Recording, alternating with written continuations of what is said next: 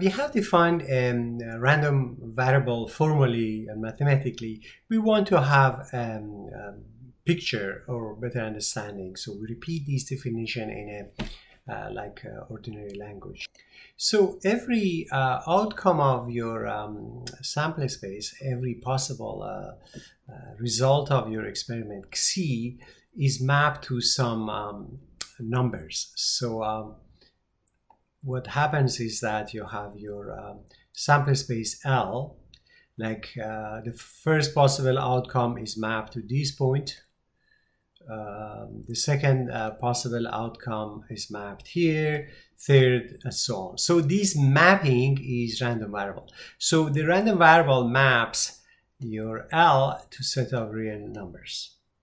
Now we call it random variable if we could define these different events using this random variable. So the utility of this definition is to exploit this definition of random variable in order to define the events, and therefore you could measure the probability of the events. So if you could measure the probability of the events x is smaller than or equal for this x, so if this event x is smaller than or equal x, so this is an event. For instance, in this diagram, if x is here, all the points from your L which are mapped into this interval, so this will be the setup point, the green point, which is going to be here, and is going to be this black point. So you have, if you have 3 points in your L, then these events consist of these 2 points. And now we have to be able to measure this probability, and probability of this guy, probability of this event, probability of x is smaller than or equal x, is basically defined as CDF, fx of x, which is probability of these 2 points.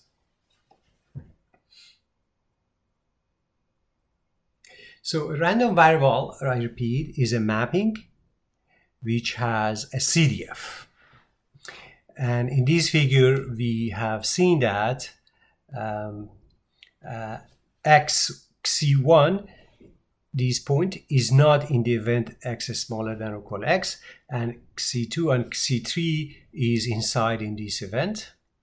And the probability that x is smaller than or equal x is denoted by the CDF. In this example, fx of x is a probability of the event including C1 and C2. But obviously, if my x would have been here, the CDF would be only probability of the green point. So what is so random about random variables? Basically nothing. Just the only thing that is random is that if you repeat your experiment, you don't know what is going to be the possible outcome. So the only thing that this random variable allows us to do, allows us to define events and measure their properties. So we cannot always tell ahead of time which is the value, what is the value is going to be observed. So you have this L, you don't know if C1 is going to happen or C2 or etc. And then you have this machine, which we'll call it random variable. This machine is not going to change, but because this C is going to change, is going to select one of these one, then X of C is going to be different in the next experiment. So this is changing, but this is a fixed function. The random variable is a function from L to R, is not random. We call it random variable because it allows us to study random entities. So it's a confusing terminology. So there is nothing random about the set of all possible values that X might be taken on. So we have answered these questions. So the values of the sum of values of 2 dice could be 2, 3, up to 14. Next experiment, you don't know. But the mapping here is addition, is fixed. So the randomness lies in unpredictability of your experiment, not on the function that you define. We don't know which of the value will occur in the next trial. So is Xi the input of your random variable, which is it. And we can never say that, oh, let X be equal to 5, because X equal 5 is not an equality. This is an event.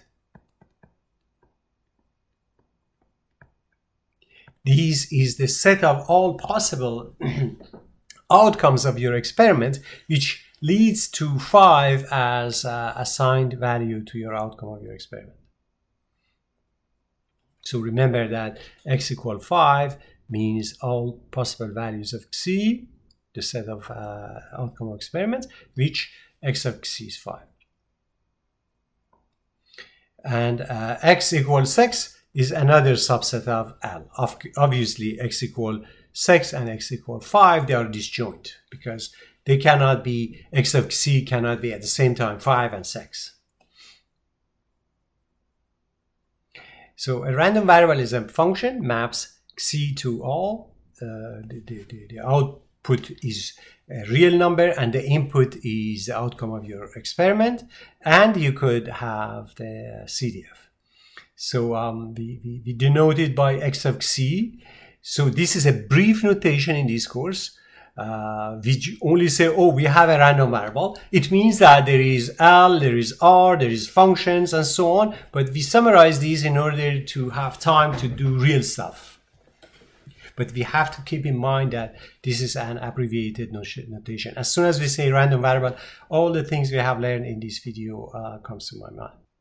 So X of Xi means the value which is assigned to the possible outcomes. For instance, X of, if you have a dice, 1, and the second dice is like 2. Here, if I say the sum is going to be 3. So it's kind of the outcome of that. So we usually don't write Xi. For instance, if you have 2 dice and add addition of the sum, so X of this member, this is your Xi, is not a number, but X of Xi is 7. Or if you repeat the experiment of 3 coins, so you toss 3 coins, X of 3 heads, you could say 3, X of 2 heads and tail, you could say 2, some of the heads, this is 2, etc. So now if you can talk about probability of X being equal K could be here 0, 1, 2, or 3, then X is a random variable. In this case, this is possible to talk about that. For instance, probability that X equal 2, because you have 8 cases and 2 out of 8 is, 3 cases, 3 out of 8 cases is equal to 3 over 8. Or probability X equal 1 is 3 over 8, probability X equals 0, 1 over 8, and so on.